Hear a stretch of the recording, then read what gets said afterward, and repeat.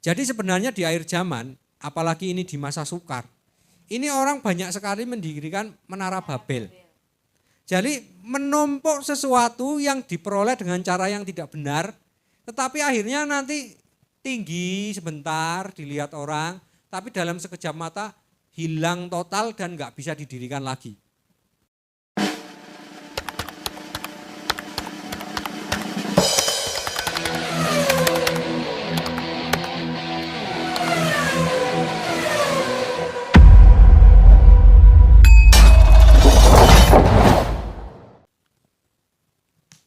Satu Korintus 15 ayat 26. Musuh yang terakhir yang dibinasakan ialah maut. Iya. Musuh yang terakhir yang harus dibinasakan oleh semua orang itu adalah maut. Lah maut itu apa? Kalau peperangan kita memberitakan Injil, musuhnya itu adalah orang-orang dari kota Babel. Tapi musuh yang terberat bukan ini. Musuh yang terbesar itu maut. Lah terus maut itu siapa, wujudnya apa? Ayat 56, masih 1 Korintus 15, ayat 56. Sengat maut ialah dosa dan kuasa dosa ialah hukum Taurat. Iya, sengat maut ialah dosa. Musuh yang harus dibinasakan kan tadi adalah maut. Sedangkan sengat maut yang menyebabkan maut itu dosa. Lah berarti musuhnya siapa? Musuhnya adalah dirinya sendiri. Sekarang kita buka Roma 6 ayat 3 dan 4. Roma 6 ayat 3 dan 4. Atau tidak tahukah kamu bahwa kita semua telah dibaptis di dalam Kristus, telah dibaptis dalam kematiannya. Dengan demikian kita telah dikuburkan bersama-sama dengan Dia oleh baptisan dalam kematian, supaya sama seperti Kristus telah dibangkitkan dari antara orang mati oleh kemuliaan Bapa, demikian juga kita akan hidup dalam hidup yang baru. Iya. Atau tidak tahukah kamu, jemaat, bahwa kita semua yang telah dibaptis, berarti semua orang yang percaya Yesus, dalam Kristus telah dibaptis dalam kematiannya. Maksudnya apa? Ayat 4. Dengan demikian kita telah dikuburkan bersama-sama dengan Dia oleh baptisan dalam kematian. Berarti ini mau menegaskan bahwa semua orang yang percaya dengan Yesus itu harus mematikan keinginan dagingnya. Karena dikatakan bahwa dengan demikian kita telah dikuburkan bersama-sama dengan Dia oleh baptisan. Supaya sama seperti Kristus telah dibangkitkan dari antara orang mati oleh kemuliaan Bapa, demikian juga kita akan hidup dalam hidup yang baru. Nah ini berarti kan tidak berbicara tentang kematian fisik. Nah ini berbicara tentang apa? Daging kita keinginannya yang dimatikan, nah kita hidup baru. Itu adalah kemenangan melawan kuasa maut. Jadi tinggal seperti ini, peperangan di akhir zaman itu makanya kuasanya yang diturunkan kuasa Elia dan Henok. Elia ini ibaratnya seperti pedang. Jadi pedang ini kan gunanya untuk melawan musuh, menyerang. Ketika saksi ini menyerang pakai kuasa Elia dengan pedang, nah dia akan nggak bisa kalah, kecuali nanti diizinkan untuk kalah. Tapi kekalahan dia adalah seperti Yesus, artinya pikul salib, mendapat kemuliaan. Nah satu lagi, kuasa dari Henok itu seperti perisai. Perisai itu untuk menghalangi serangan musuh. Jadi keduanya sama penting. Percuma kita memberitakan Injil keluar, kita ikut hidup bergereja memberitakan kebenaran, tetapi dari belakang kita nggak punya perisai sehingga roh jahat nyerang kita habis-habisan, akhirnya kita mati. Jadi percuma kita nembak orang 2 kali tapi dari belakang kita tertembak 5 kali. Kalau kuasa Elia itu untuk merebut mahkota kemuliaan, karena kita memberitakan kabar kebenaran tapi kita ditolak, itu kita dapat mahkota kemuliaan. Tapi kuasa Henok adalah untuk mendapatkan mahkota kehidupan. Hidup yang kekal. Nah, terus bagaimana supaya menang dari kuasa maut? Karena lawannya adalah diri sendiri. Sekarang kita akan lihat contoh kasusnya. Kita buka di Lukas 10 ayat 25. Lukas 10 ayat 25. Pada suatu kali berdirilah seorang ahli Taurat untuk mencobai Yesus, katanya, "Guru, apa yang harus kuperbuat untuk memperoleh hidup yang kekal?" Ya. Ada seorang ahli Taurat datang terus mencobai Yesus. Apa sih yang bisa kita lakukan supaya kita memperoleh hidup kekal? Artinya supaya kita bisa masuk surga. Itu apa yang harus dilakukan? Nah, terus ayat 26. Jawab Yesus kepadanya, "Apa yang tertulis dalam hukum Taurat? Apa yang kau baca di sana?" Iya. Jawab orang itu, "Kasihilah Tuhan Allahmu dengan segenap hatimu, dan kasihilah sesamamu manusia seperti dirimu sendiri." Berarti ini Yesus menjawab. Yesus menjawabnya sesuai dengan apa yang ada di dalam otak ahli Taurat itu. Karena di dalam pikiran ahli Taurat itu adalah kalau kita mengasihi Tuhan Allah dan mengasihi sesama, kita akan memperoleh hidup yang kekal. Hukum yang terutama ini adalah ringkasan dari jangan mencuri, jangan membunuh, jangan berdusta, jangan berzina, jangan menyembah Allah lain. Nah, jadi untuk mendapatkan hidup yang kekal, Yesus ngomong lakukan hukum yang terutama dari hukum Taurat. Nah, ayat 28, kata Yesus kepadanya, "Jawabmu itu benar. Perbuatlah demikian maka engkau akan hidup." Kita disuruh melakukan hukum Taurat. Mongnya yang jadi pertanyaan, bisa apa enggak melakukan hukum Taurat?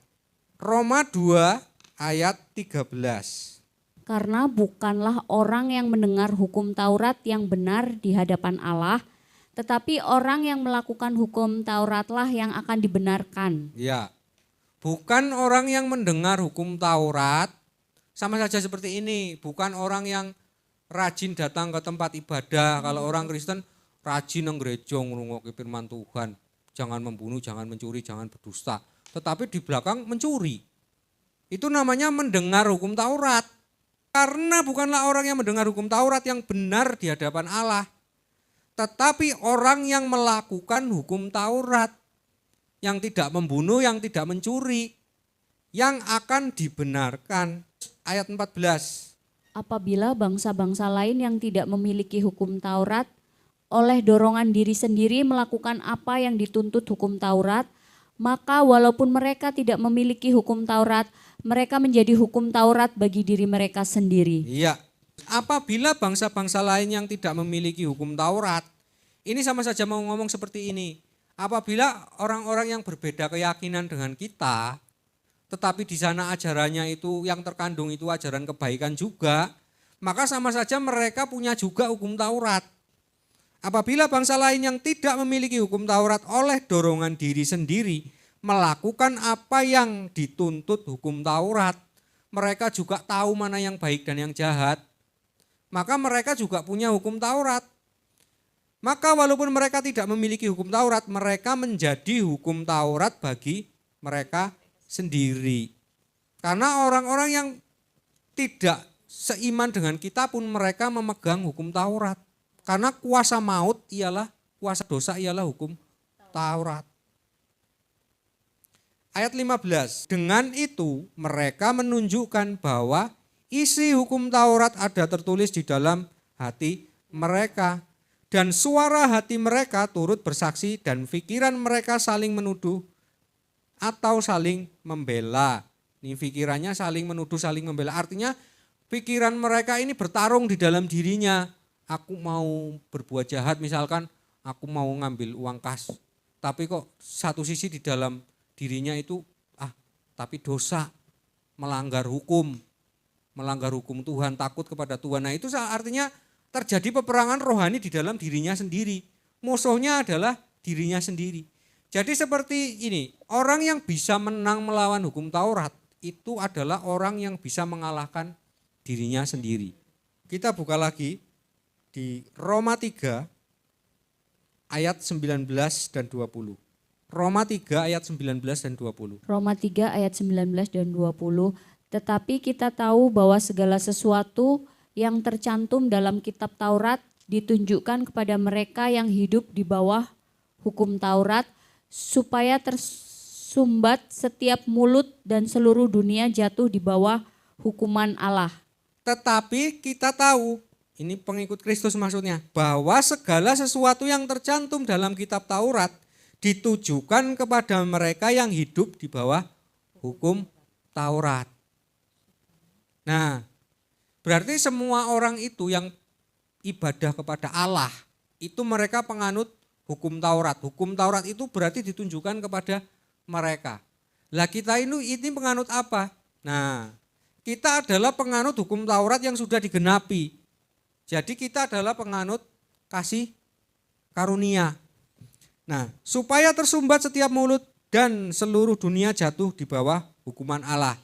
Berarti supaya orang itu kalau berdosa itu tetap dia di dalam kuasa Allah. Makanya semua orang yang masih takut kepada Tuhan, masih ibadah kepada Allah walaupun Allahnya tidak dikenal, mereka tetap di dalam kuasa Allah. Makanya kadang-kadang orang-orang di bangsa lain pun mereka berdoa tetap didengar. Karena ada kuasa Henok yang menjadi imam di atas. Henok adalah nenek moyang manusia. Makanya bangsa lain pun yang belum percaya kepada Yesus berdoa, ya doanya didengar. Karena ada imamnya di sana, Henok ini. Nah, ayat 20. Sebab tidak seorang pun dapat dibenarkan di hadapan Allah oleh karena melakukan hukum Taurat. Karena justru oleh hukum Taurat orang mengenal dosa. Ini adalah kepercayaan iman Kristen. Jangan samakan dengan kepercayaan iman lain. Kalau di kepercayaan iman Kristen, itu Yesus itu mengajarkan, bahkan Paulus pun juga menegaskan bahwa tidak ada satupun orang yang berhasil melakukan hukum Taurat. Makanya hukum Taurat Yesus genapi. Dengan jalan Yesus sendiri mengalahkan hukum Taurat. Makanya hukum Taurat digenapi, kita menjadi pengikut kasih karunia.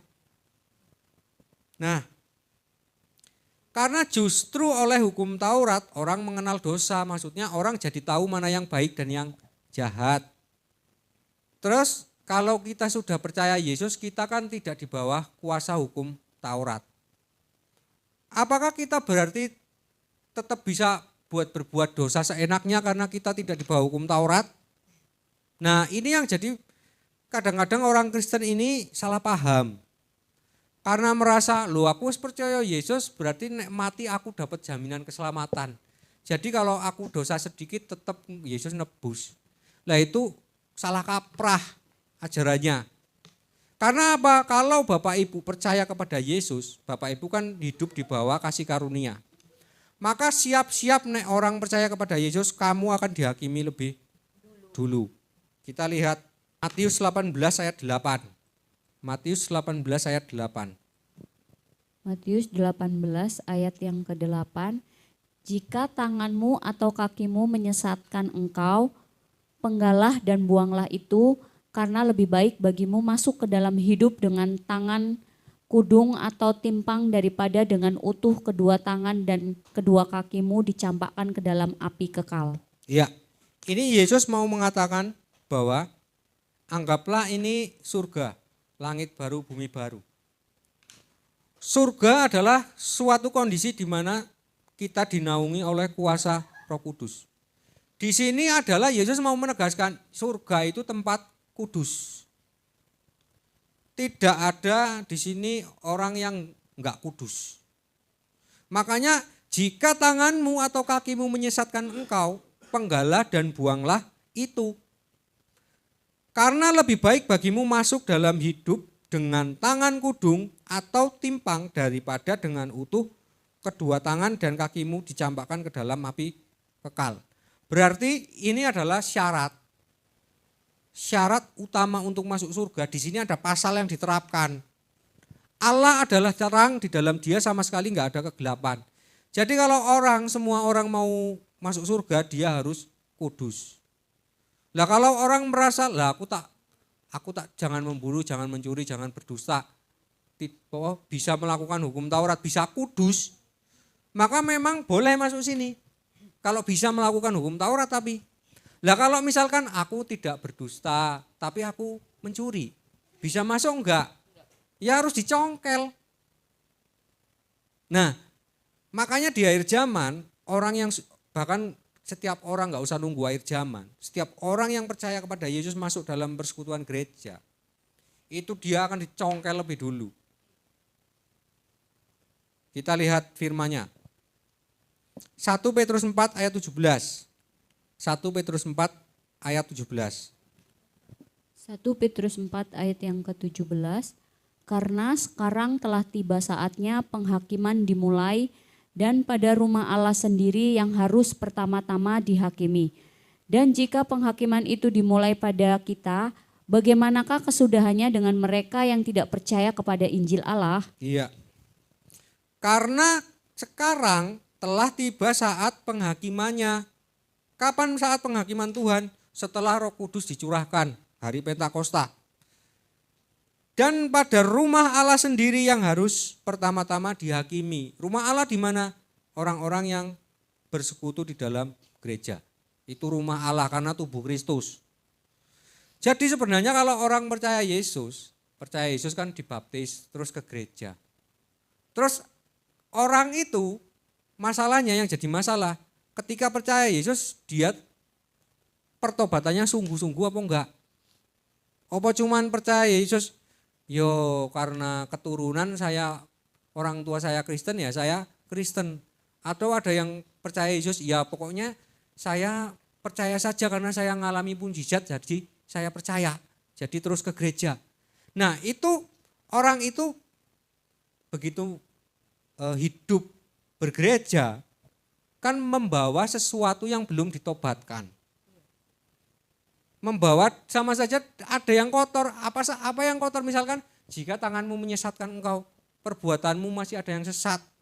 Kamu masih suka ngambil uang kas. Kowe seneng pasang nomor. Lah itu akan dicongkel kalau orang hidup bergereja. Orang enggak percaya Yesus terus jadi Kristen. Bapak Ibu tinggal lihat, ketika dia masuk Kristennya oleh karena apa? Oleh karena pertobatan, oleh karena mukjizat, atau oleh karena apa? Kalau oleh karena pertobatan, bisa saja orang itu hidupnya jadi diberkati. Tapi pertobatannya sungguh.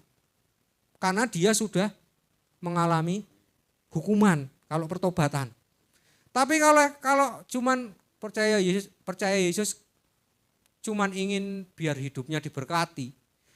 Lah ngimpi kalau hidupnya ikut Yesus langsung diberkati. Justru dosanya akan dilucuti. Karena yang Tuhan kehendaki itu pertobatan. Dan penghakiman itu dimulai dari gereja, dari rumah Tuhan. Nah, terus kenapa di sini harus dihakimi? Kan Yesus menggantikan untuk kita dihakimi. Kok kita dihakimi lagi? Masalahnya ketika orang pertama kali ditebus percaya Yesus, kan Yesus menyembuhkan orang sakit atau Yesus melakukan mukjizat itu Yesus selalu ngomong, pergilah dan jangan berbuat dosa lagi.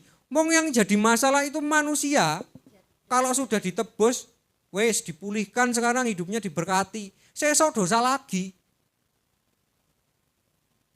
Makanya ketika orang percaya Yesus tapi dia dosa lagi, itu sama saja orang sudah dilepaskan dari padang gurun masuk sini. Ini dia pergi lagi ke padang gurun. Kalau zaman Musa padang gurun, zaman sekarang ini perbudakan ini namanya dosa. Jadi orang itu muter-muter terus di padang gurun dan melakukan dosa yang sama enggak robah. Karena apa yang menjadi titik lemah orang, itu disitulah dia ujiannya akan ngulang terus. Kalau bahasa pendidikan remedi. Kowe ora lulus apa matematika, sesuk ya ujianmu matematika terus ora robah. Sampai kapan? Sampai lulus. Nah, itu yang pertama dihakimi orang di dalam gereja. Semua orang akan dihakimi, cuman cara menghakiminya yang berbeda. Tergantung takaran yang ia pakai. Bapak Ibu takarannya apa dihakimi? Yo pengikut kasih karunia, yo takarannya harus kasih karunia. Maka kita harus berbuat belas kasihan supaya kita ditakar oleh kasih karunia. Tapi kalau takarannya kita, yo aku pengikut hukum Taurat, takarannya yo mata ganti mata, gigi ganti gigi. Yo besok Bapak Ibu dihakimi mata ganti mata, gigi ganti gigi. Tapi ketika orang percaya Yesus, anggaplah ini orang. Orang ini percaya Yesus. Tapi dia sepertiganya ini belum bisa meninggalkan kebiasaan dosa. Nah, ini sepertiga ini yang mengikuti dia.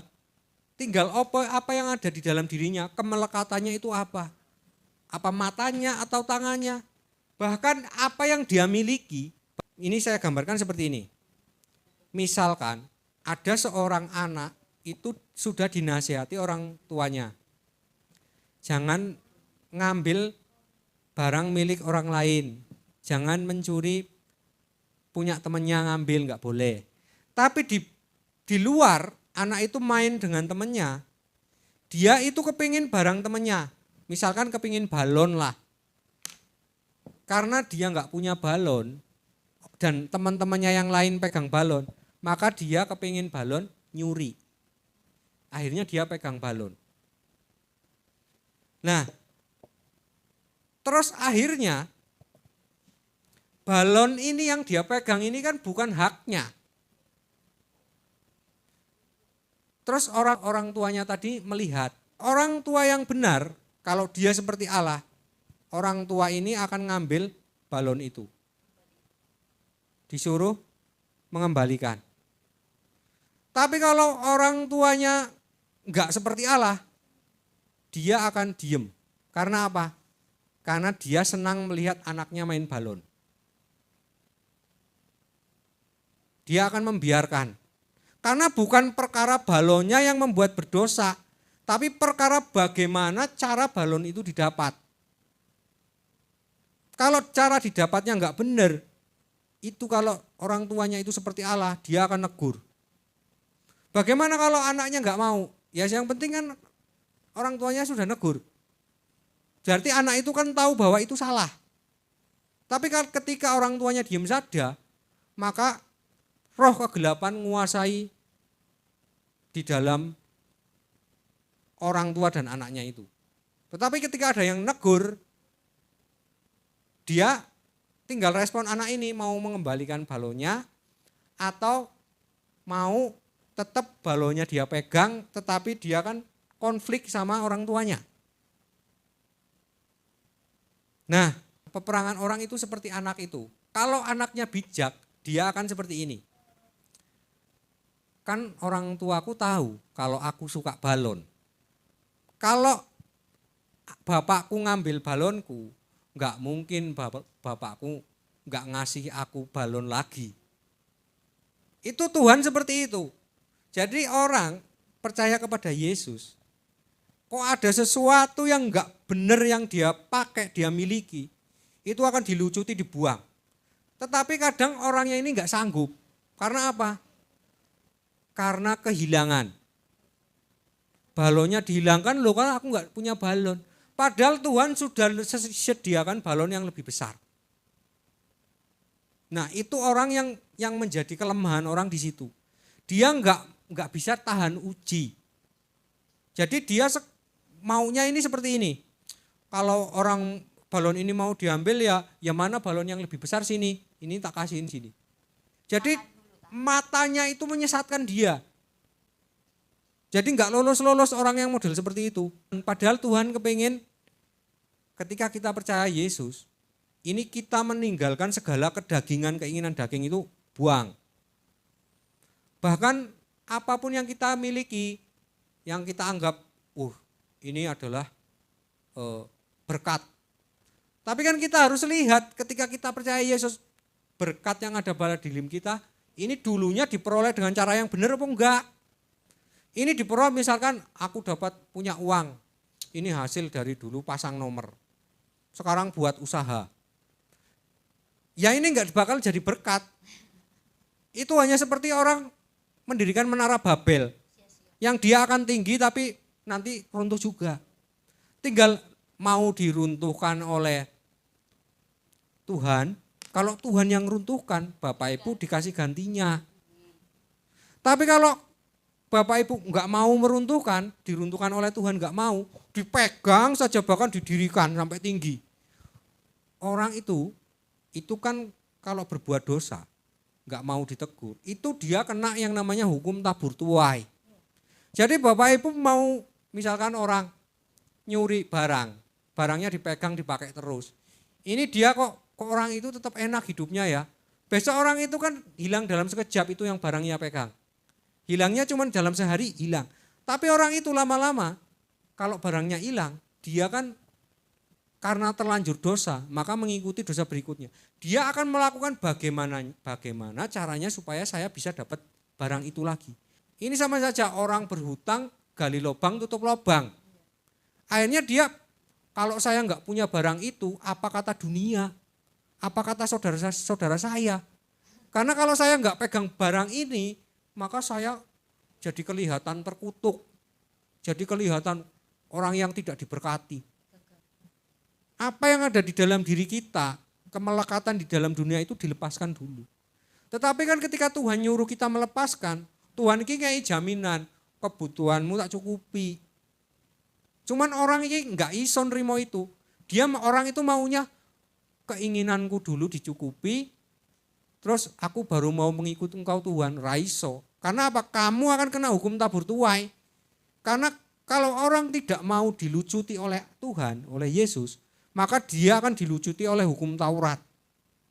Nek sing ngelucuti hukum Taurat, maka bisa 7 kali lipat lebih kejam. Jadi sebenarnya di akhir zaman, apalagi ini di masa sukar, ini orang banyak sekali mendirikan menara Babel. Jadi menumpuk sesuatu yang diperoleh dengan cara yang tidak benar, tetapi akhirnya nanti tinggi sebentar dilihat orang, tapi dalam sekejap mata hilang total dan enggak bisa didirikan lagi. Tapi orang yang dihakimi lebih awal di dalam gereja, dia itu tidak punya menara yang terlihat tinggi, tetapi dia sama saja dihabisi semua yang ada di dalam dirinya, dilucuti, tapi dia dibangunkan pondasi yang kuat. Terus pelan-pelan dia akan mampu membangun menara yang kuat dan enggak akan roboh. Ini peperangan ini sebenarnya peperangan pribadi, peperangan diri sendiri karena lawannya diri sendiri. Sekarang jadi masalah lagi. Melawan diri sendiri ya angel juga. Terus gimana cara kita menang melawan diri sendiri? Yohanes 16 ayat 13.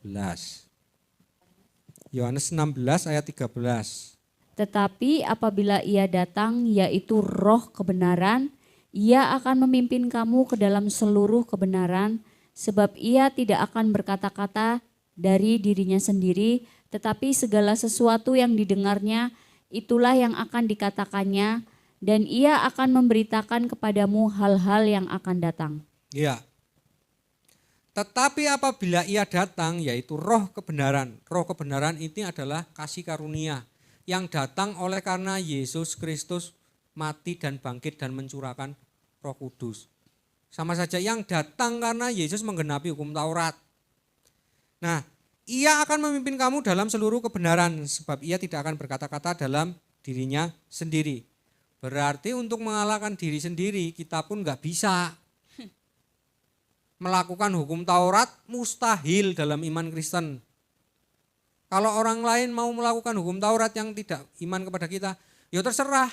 Nanti kan akan ditakar sesuai penghakimannya. Orang yang ingin ditakar mata ganti mata, ya nanti ditakar mata ganti mata. Nah, kalau kita tinggal, berarti kemenanganku sekarang ini melawan diri sendiri. Lah melawan diri sendiri angel juga karena melawan keinginan daging. Nah, makanya Yesus mencurahkan Roh Kudus. Untuk apa? Untuk memimpin kamu ke dalam seluruh kebenaran. Roh memang penurut tapi daging itu lemah. Kita lihat sekarang. Contoh orang yang dimenangkan. Kalau contoh orang yang menang enggak ada kecuali Yesus Kristus. Sekarang kita belajar dari contoh orang yang dimenangkan. Matius 26 ayat 40. Matius 26 ayat Matius 40. 26 ayat yang ke-40. Setelah itu ia kembali kepada murid-muridnya itu dan mendapati mereka sedang tidur. Dan ia berkata kepada Petrus, "Tidakkah kamu sanggup berjaga-jaga 1 jam dengan aku?" Ya, ini kisah Yesus sebelum ia disalib. Malam sebelum Yesus diserahkan, ia itu mengajak Petrus. Setelah itu ia kembali kepada murid-muridnya, Petrus dan Yohanes, diajak berdoa oleh Yesus naik ke gunung, ke bukit. Ia mendapati mereka sedang tidur, lah ini muridnya malah diajak doa malah tidur. Dan ia berkata kepada Petrus, "Tidakkah kamu sanggup berjaga-jaga 1 jam dengan aku?" Jadi supaya memberikan waktunya 1 jam saja kepada Tuhan untuk berdoa. Nah, ayat 41. Ayat yang ke-41. Berjaga-jagalah dan berdoalah supaya kamu jangan jatuh ke dalam pencobaan. Roh memang penurut tetapi daging lemah. Iya, berjaga-jagalah dan berdoalah. Ini Yesus ngomong kepada Petrus dan Yohanes. Petrus dan Yohanes jemaatnya Yesus langsung loh. Gembalane iki Yesus. Harusnya kalau memang orang Kristen percaya Yesus langsung selamat, Petrus dan Yakobus ngapain repot-repot disuruh berjaga-jaga dan berdoa? Karena ada Yesus di sampingnya. Nah, ini mindset orang Kristen salah kaprah kalau orang Kristen percaya langsung dapat mahkota kehidupan. Petrus dan Yakobus saja yang bersama-sama dengan Yesus waktu itu. Yesus berdoa, kamu pun harus berdoa. Berjaga-jaga dan berdoalah. Karena apa? Ya rohmu memang penurut, tapi dagingmu lemah. Yesus saja ketika ia menjadi manusia, dia berdoa. Ayat 42, lalu ia pergi untuk kedua kalinya dan berdoa katanya, "Ya Bapakku, jikalau cawan ini tidak mungkin lalu kecuali apabila aku meminumnya, jadilah kehendakmu." Ini poinnya Yesus mau ngomong kalau kamu berdoa. Nah, itu jangan kamu salah berdoa. Ini Yesus mengulangi doa yang sama 3 kali. Intinya adalah sama saja seperti ini. Apa ora eneng hukum apa cara yang lain daripada ini aku harus disalib. Tapi yo nek memang aku harus disalib, yo biar kehendakmu yang jadi. Artinya ketika Bapak Ibu berdoa ingin dimenangkan, sebenarnya Bapak Ibu berdoanya minta supaya Tuhan, aku tahu kelemahanku, masalahku. Tapi kalau Bapak Ibu minta, aku ingin engkau memulihkan keadaanku, itu belum tentu benar. Karena belum tentu itu kehendak Tuhan. Tetapi ketika Bapak Ibu minta keadaannya dipulihkan, tetapi ditutup dengan perkataan, tapi biarlah kehendakmu yang terjadi, maka itu yang benar. Maka Bapak Ibu akan dimenangkan. Tetapi kalau Bapak Ibu minta sesuatu, request, doanya, Tuhan aku kepingin begini loh, maka itu bisa jadi salah. Karena Bapak Ibu menginginkan keinginan Bapak Ibu. Tetapi kalau Bapak Ibu menginginkan keinginan roh, biarlah kehendakmu yang jadi ya Tuhan, maka Roh Kudus itu akan berkuasa menuntun jalan kita dalam seluruh kebenaran. Nah, itulah kemenangan orang-orang yang di sini. Jadi orang-orang yang di sini sebenarnya enggak menang, tapi dia akan menang kalau dia itu berjaga-jaga. Berjaga-jaga itu setiap hari. Hidup kita itu dipager.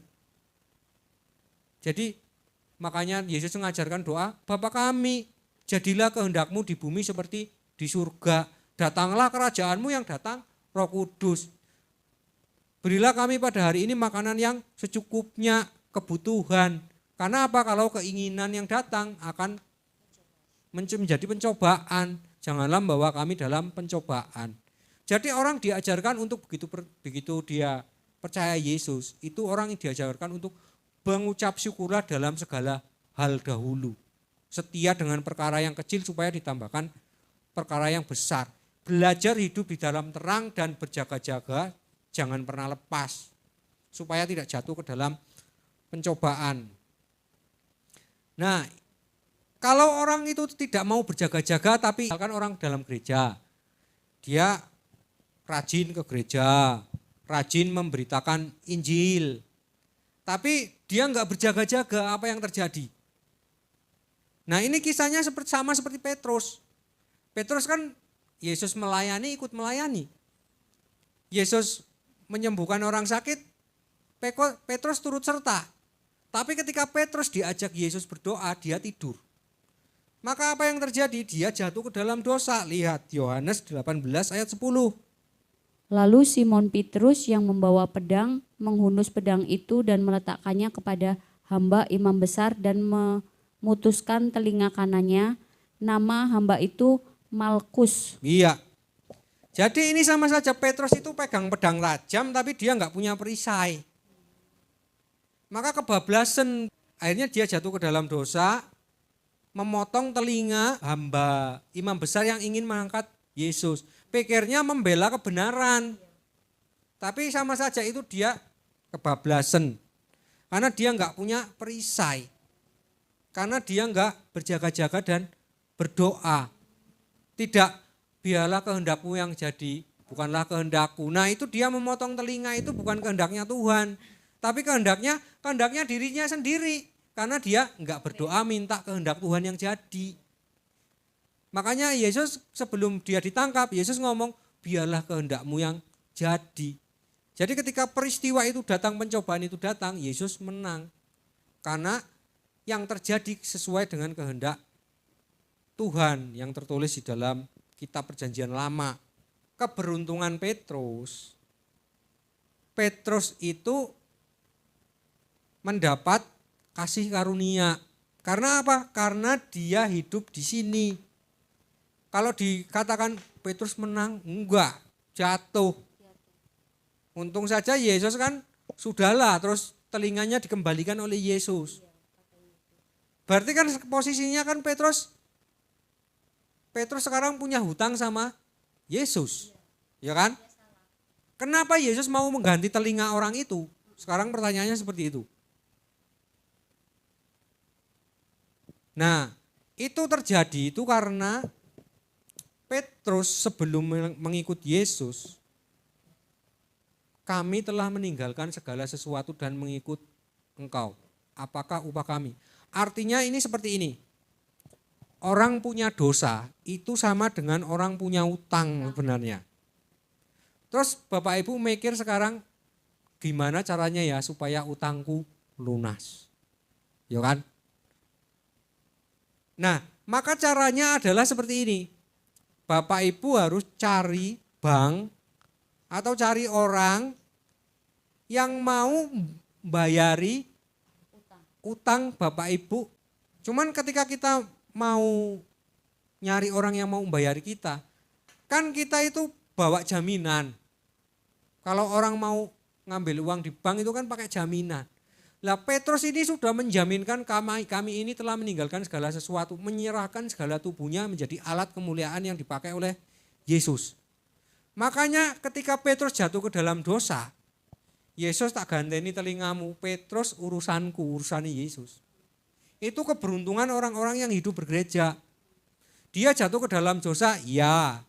Tapi ketika dia jatuh ke sini, Yesus ngambil dia dari sini. Karena orang itu dalam kuasa Yesus. Karena dirimu semua sudah digadaikan, dijaminkan kepada Yesus. Makanya orang mau selamat itu kalau enggak ada Yesus enggak iso. Karena kunci keselamatan kita punya hutang.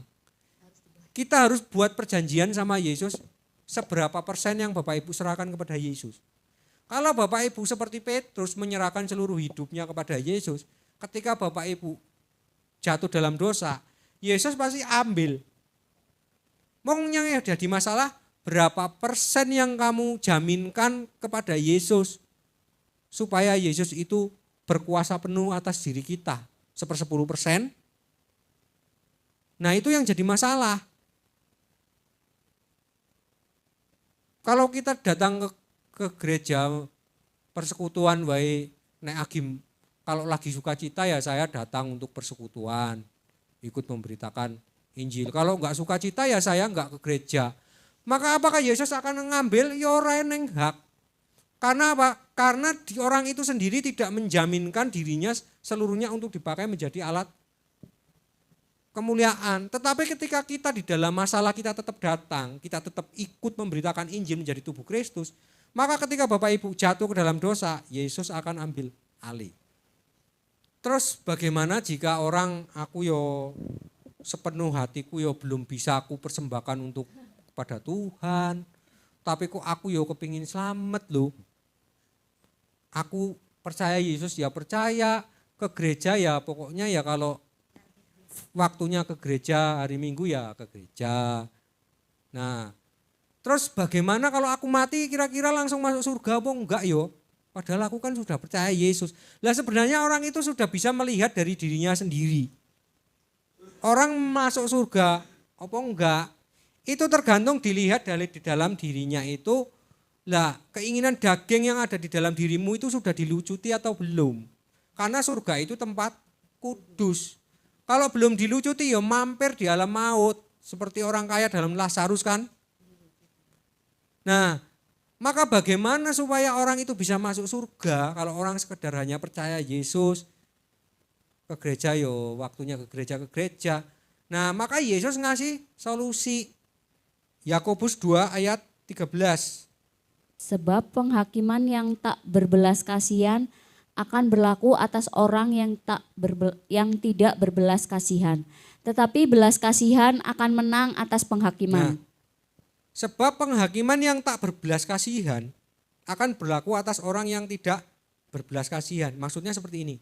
Kalau kita di dalam pikiran kita melihat orang yang dosanya mencuri, terus orang itu kalau dosanya mencuri harus dihukum yang setimpal sesuai dengan dosanya. Padahal orang itu sudah minta ampun. Maka kita sama saja enggak punya belas kasihan. Maka nanti kita akan dihakumi sesuai dengan penghakiman yang kita lakukan kepada pencuri itu. Nah, tetapi belas kasihan akan menang atas penghakiman. Tetapi ketika kita melihat orang berdosa, tapi orang itu menyesali perbuatannya, dan kita memaafkan dan mengampuni, maka itulah yang disebut orang penganut kasih karunia. Karena dia tidak akan ditimpakan pasal hukum Taurat. Yang ditimpakan kepadanya adalah belas kasihan karena kamu berbuat belas kasihan. Kita kembali ke Lukas 10 ayat 26. Yang percakapan tadi ahli Taurat tanya kepada Yesus, gimana caranya supaya aku bisa mendapat hidup kekal, bisa masuk ke surga. Gimana caranya? Disuruh melakukan hukum Taurat. Enggak iso juga. Terus Yesus ngasih contoh apa yang bisa kita lakukan. Nah, terus Yesus berkata, dia ngasih perumpamaan. Jawab Yesus ayat 30. Jawab Yesus, adalah seorang yang turun dari Yerusalem ke Yeriko. Ia jatuh ke tangan penyamun yang bukan saja merampoknya habis-habisan, tetapi yang juga memukulnya dan yang sesudah itu pergi meninggalkannya setengah mati. Berarti ada orang, kita melihat orang yang jatuh, yang enggak berdaya, yang habis dirampok, di sini dikatakan. Terus di sini ada tiga tokoh yang diceritakan. Yang pertama adalah seorang imam ayat 31. Kebetulan ada seorang imam turun melalui jalan itu. Imam ini berarti kan pemuka agama, pemimpin ibadah. Ia melihat orang itu tetapi ia melewatinya dari seberang jalan. Nah, imam ini dia enggak mau nolong. Terus orang yang kedua, demikian juga seorang Lewi. Seorang Lewi ini garis keturunan yang akan jadi imam. Nah, datang ke tempat itu ketika ia melihat orang itu, ia melewatinya dari seberang jalan. Dilewati juga. Yang satu ini pendeta lewat diem aja. Yang satu ini orang Kristen sing wis percaya Yesus dapat Roh Kudus, imamat rajani, melihat orang yang enggak berdaya lewat saja. Ini sama saja membicarakan seperti itu. Terus sosok yang ketiga Yesus menerjemahkan, lalu datang seorang Samaria. Orang Samaria ini orang yang enggak punya, bukan penganut hukum Musa. Yang nyembahnya enggak di bait suci pada waktu itu, nyembahnya di gunung. Nah, sama saja kalau sekarang ini sama saja orang di kepercayaan lain. Yang bukan orang Kristen, ini orang Samaria, begitu. Lalu datang seorang Samaria yang sedang dalam perjalanan. Ini yang enggak punya hukum Taurat ibaratnya malahan. Ke tempat itu ketika ia melihat orang itu tergeraklah hatinya oleh belas kasihan. Ajaran hukum Taurat itu adalah kasih kan. Tapi Yesus genepi. Nek kowe berbuat kasih tok, kasih murah salah-salah. Kita melakukan hukum Taurat juga kita enggak sanggup. Terus gimana? Nah, kamu tetap harus melakukan hukum Taurat tetapi berusaha dan berjaga-jaga supaya enggak jatuh. Lah kalau jatuh gimana? Nah, ini Yesus sama saja mau ngasih seperti ini. Kalau sampai kita jatuh ke dalam dosa, maka kita berdosa, yo, tapi kita dapat kesempatan kedua. Kesempatan itu akan selalu ada kalau kita berbuat belas kasihan seperti orang Samaria ini. Nah, lalu datang seorang Samaria yang sedang dalam perjalanan, ia pergi kepadanya lalu membalut luka-lukanya, sesudah itu menyiraminya dengan minyak dan anggur. Terus ayat 36, siapakah di antara ketiga orang ini yang menurut pendapatmu adalah sesama manusia dari orang yang jatuh ke dalam tangan penyamun itu? Ayat 37, jawab orang itu, orang yang telah menunjukkan belas kasihan. Jadi orang Kristen yang paling utama di dalam hidupnya, kalau tinggal Bapak Ibu lihat, kamu tipe orang model apa? Aku tipe orang yang jatuh bangun dalam dosa tapi percaya Yesus. Maka perbuatan belas kasihanmu itu kudu akeh. Karena apa? Kamu harus punya kesempatan kedua yang banyak. Ibarat main game itu nyawamu kudu akeh. Iya kan? Kalau nyawamu enggak akeh, bentar main game over, mati. Nah, ini sama belas kasihan ini sama saja apa? Kesempatan kedua yang kita kumpulkan. Kalau kita jatuh, Tuhan akan memberi kita kesempatan untuk bertobat. Bahkan di penghakiman akhir pun, orang yang dihakimi di penghakiman akhir, itu pun yang dimenangkan itu orang-orang yang berbuat belas kasihan, ketika aku lapar engkau memberi aku minum. Jadi intinya firman Tuhan hari ini, menang atas kuasa maut itu adalah ketika kita menyerahkan diri kita menjadi tubuh Kristus, kita hidup bergereja. Nah, tetapi perisai kita itu jangan sampai bolong juga, yaitu berjaga-jagalah sambil berdoa. Doa kita adalah biarlah kehendakmu yang jadi. Makanya doa Bapa kami itu sangat penting sekali itu kalau orang yang paham. Karena itu adalah perisai terkuat. Nah, dan yang ketiga berbuat belas kasihan.